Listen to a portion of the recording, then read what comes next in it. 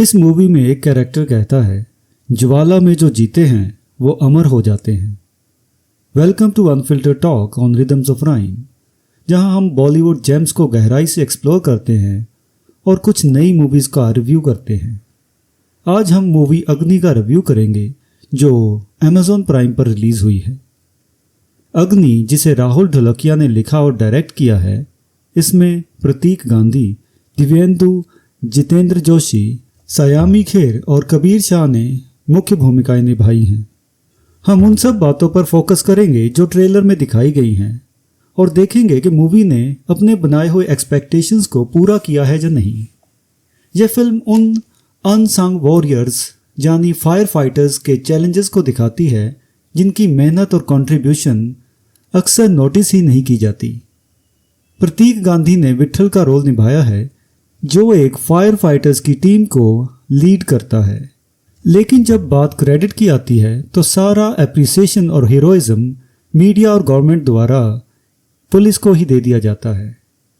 दो डिपार्टमेंट्स के बीच इस फ्रिक्शन को फोरग्राउंड किया गया है और एक स्पॉइलर कि इस फिल्म में समित कौप बने हैं जिसे दिव्येंदु ने निभाया है और वो विट्ठल के साले का किरदार निभा रहे हैं। इन दो डिपार्टमेंट्स का फ्रिक्शन उनके निजी रिश्तों पर भी पड़ता है और इस फ्रिक्शन के बैकड्रॉप में शहर में अचानक ही आग लगने की घटनाएं होनी शुरू हो जाती हैं। विट्ठल और समित इन्हीं केसेस की इन्वेस्टिगेशन करते हैं, लेकिन अलग अलग नज़रिए से। आप देखेंगे कि यहाँ पे आपको कुछ रियल लाइफ इंसिडेंट्स भी मिलेंगे और कुछ बॉलीवुड स्टाइल्स के बड़े बड़े फायरवर्क्स जिनमें हॉलीवुड स्टाइल के ग्राफिक्स भरे हुए हैं। इन ग्राफिक्स पे हम थोड़ी देर में बात करते हैं, लेकिन पहले परफॉर्मेंसेस की बात करते हैं। प्रतीक और दिव्येंदु दोनों को अपनी एक्टिंग स्किल दिखाने के लिए अच्छा स्क्रीन टाइम मिलता है। जहां प्रतीक को ज़्यादा लाइमलाइट मिलती है, वहीं दिव्येंदु का कैरेक्टर उनकी लार्जर दैन लाइफ रेपुटेशन को मजबूत करता है। वो आपको मिर्ज़ापुर के मुन्ना भैया की याद दिला सकते हैं, लेकिन इस रोल में उन्होंने रिस्ट्रेंट और कंट्रोल भी दिखाया है। पर क्योंकि ये मूवी फायर फाइटर्स के बारे में है, प्रतीक ने अपनी अंडरडॉग इमेज के साथ जस्टिस किया है। विट्ठल का कैरेक्टर ड्यूटी निभाता रहता है और क्लाइमैक्स में सभी एक्टर्स से ऊपर उठ जाता है। हालांकि बाकी कैरेक्टर्स जो फायर फाइटर्स का रोल निभा रहे हैं वो केवल पानी छिड़काते नजर आ सकते हैं, जबकि विट्ठल हीरो का काम करता है। यह मूवी सिर्फ आग बुझाने और बिल्लियों को बचाने से आगे फायर फाइटर्स के जीवन और कामों को हाईलाइट करती है।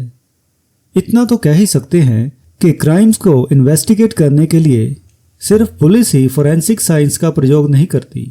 बाकी कैरेक्टर्स के नामों की लिस्ट गिनवाने और आपको ये कहने का कोई फ़ायदा नहीं है कि उन्होंने अच्छी एक्टिंग की है। आप उन्हें पहले भी बहुत सारी वेब सीरीज़ और मूवीज़ में देख चुके हैं और जानते हैं कि वो किसी भी रोल को अच्छा परफॉर्म करेंगे। अब वापस आते हैं हॉलीवुड स्टाइल ग्राफिक्स पर।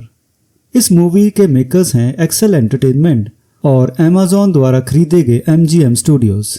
इसलिए आग वाले सीन्स में आपको कुछ हॉलीवुड स्टाइल के ग्राफिक्स देखने को मिलेंगे, लेकिन आग इतनी ज़्यादा भड़क रही होती है कि कई बार स्क्रीन पर कैरेक्टर्स को देख पाना मुश्किल हो जाता है, क्योंकि धुआं भी काफ़ी ज़्यादा दिखाया गया है। अगर आपने 80s या 90s की हॉलीवुड फायर मूवीज़ नहीं देखी हैं तो शायद आपको उस नॉस्टैल्जिया का एहसास ना हो जो उन पुराने हॉलीवुड स्टाइल ग्राफिक्स से मिलता है।